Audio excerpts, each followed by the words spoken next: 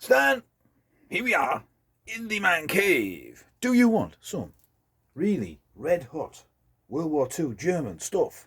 I bet you do, but you're not going to get it here. It's unfortunately the usual Cold War crapage. And today's presentation of Cold War crapage is this. I've tried bringing it up in the best light I can. Can you see that? I might just lean it against that helmet or the... Should have probably done, like, got all this set up, shouldn't I? So what is that, you may ask? So this is a plaque from a naval station. So this is, and it'll say on the top there, I'll show you, I've cleaned it up obviously, and that says at the top, marinestützpunktkommando, Naval Base Command, Cuxhaven. So what I did when I bought this, it's a really cheap thing I got off eBay, 20 quid. I reached out to a couple of me collecting chums, and they came back with, because what I believed it was like a radio symbol, like a radio antennae. Now I knew it wasn't World War II because it would have been, there probably would have been a swastika on there, I would imagine, a coat of arms. I believed it was post-war.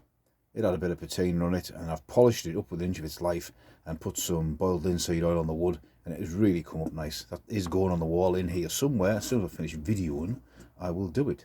So, what is that symbol in the middle? Well, that is the Kugelbarker, ball beacon, used as a lighthouse later on. It's a marker. And now I believe that the one that there now is a later one, has been one there since 1913. It is the symbol of Cuxhaven, the city symbol of the coat of arms. Now this video is not an in-depth thing about this, because I've been scratching my head. I did have the page, I should have marked it, and I've lost it now. So I'll just give you what I know, thanks to the lads who got back to me and told me who you know who you are. So the ball beacon symbol, wooden tower, or tower, probably steel now, will be, is positioned at the mouth of the River Elbe and marks the boundary of the river and the North Sea. Now Cuxhaven's had a long history of having military bases there, various types. I'm just going to go through a few pointers. So the Royal Navy attacked Cuxhaven during World War I, the Cuxhaven raid, with seaplanes. In the 1930s there were Zeppelins flying from here, from nearby bases.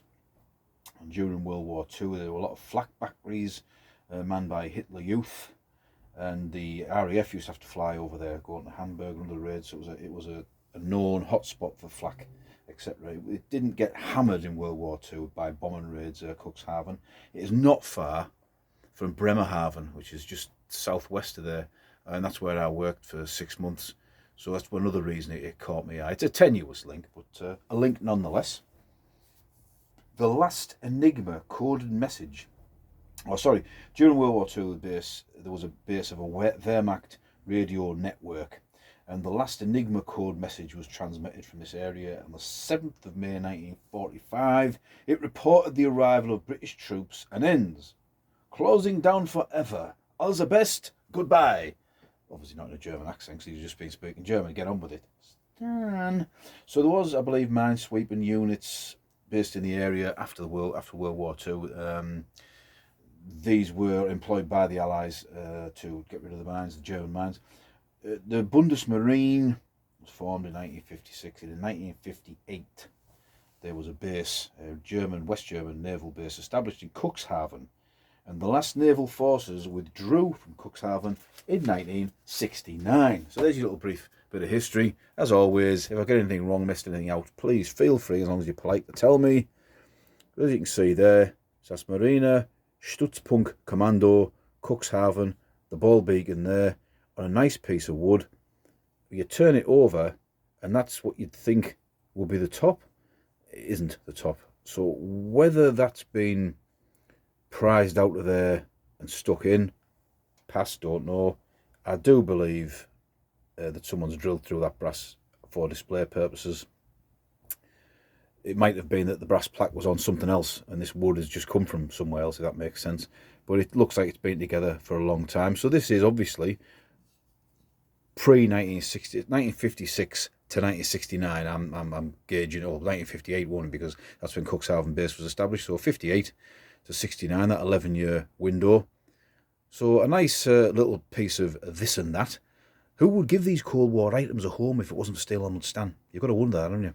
So I'm going to find a place for it in here. Tenuous link to me living in, working in Bremerhaven, but it's polished up really nice. I know some people say you should leave the patina on things, but I disagree. That's going on the wall as it is. So this is Stan, and I will. See ya.